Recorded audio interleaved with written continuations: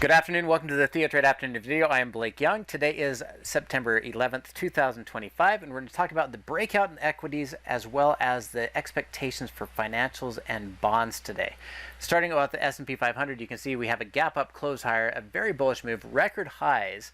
And as we're looking at this, I've got this upward sloping channel that meets with a monkey bar target about 665, 666 over the next week.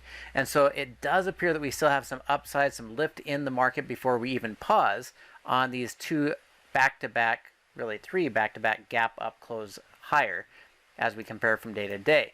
Now that does not mean I want to chase into the S&P 500 in general or that I want to chase into tech. It still has me looking for financials. And I've talked about how I like financials, especially the big banks, as of late. And you look at financials, we're trying for a new record high, but it looks a lot better when it is associated with some of these individual banks. So we start with looking at JP Morgan. JP Morgan just put a new 52-week high in, push through here, and reverse this. So my first expectation for JP Morgan is it should be able to repeat this like a V-type reversal. 3 candles down, 3 candles up, breakout, and I'm looking for a move from 291 up to about 303, and that means I'm looking for about an $11 to $12 move. An $11, $12 move should push us into the range that we're talking about, 313, 315 in the near term, and it could continue the longer term trend. So I like 315, but what I really like about JP Morgan is they will pay me for my willingness. Now let me show you what I mean. If we go into the 1 month expiration, so there are weekly expiration, but the 1 month expiration for October 17th, it is 36 days, so it's an extra week over a month, but they're willing to pay us 3.27% return on risk for our willingness to own it here. So instead of buying into the stock, they're saying, hey, we'll give you 3% for just being willing to. That sets us up for a pretty good opportunity to say, well, what if we sold the 300? Anytime I can get over 2.5% and sell out of the money and a delta between 30 and 40, this gives us an opportunity to be willing to buy JP Morgan on a pullback at 300. They will pay us 750, which means our cost basis is 292.50. And our probability of being assigned is only 40%, and 292.50 being our break even means that we're looking at a margin of safety or a safety net of about 4 to 5%. So price would have to fall 4 to 5%, or we're just going to get paid 2.5%.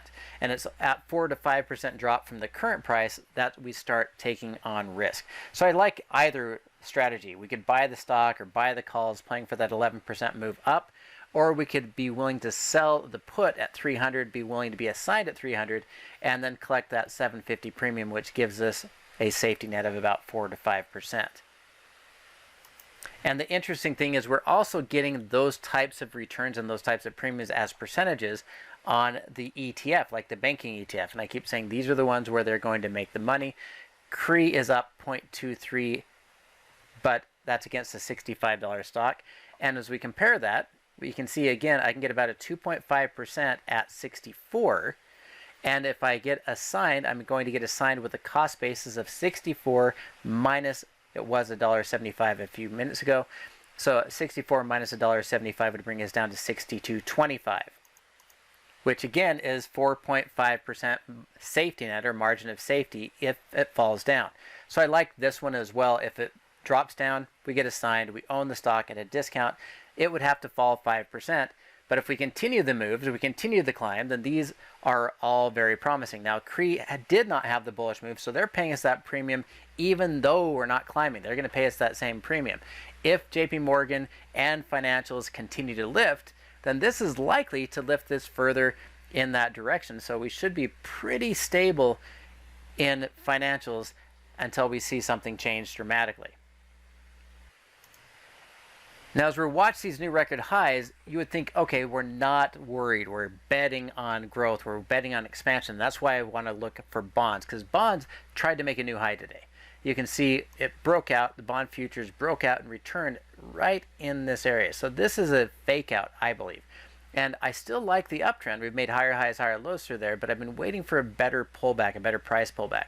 Anywhere along this line, and preferably closer to the 112.28-ish area, is an opportunity for us to step into low risk bonds. Now I'm saying low risk because it used to be that we say, hey, bonds are safe return. They're considered a risk-free premium. I don't know if that's going to be the case.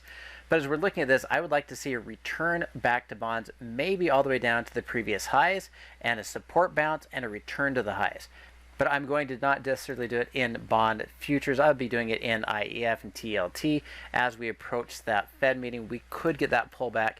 And the equivalent that we're going to look at in here is going to be right about the previous highs and lows. It's going to be right about 96.30 for IEF. And I prefer the IEF or IEI for the shorter term because they will have a bigger response and reaction to cuts. So I am watching for bonds to pull back. I think there's going to be a discounted price available. Today's high and shadow there is a shooting star potential, and I would expect a pullback. Now, whether we can get through 96 or not, that's to be seen, but 96, I should say 96.80, but I am looking for a test of 96.30 right before the Fed meeting, and potentially an opportunity to buy in and collect the premium and let this continue to trade.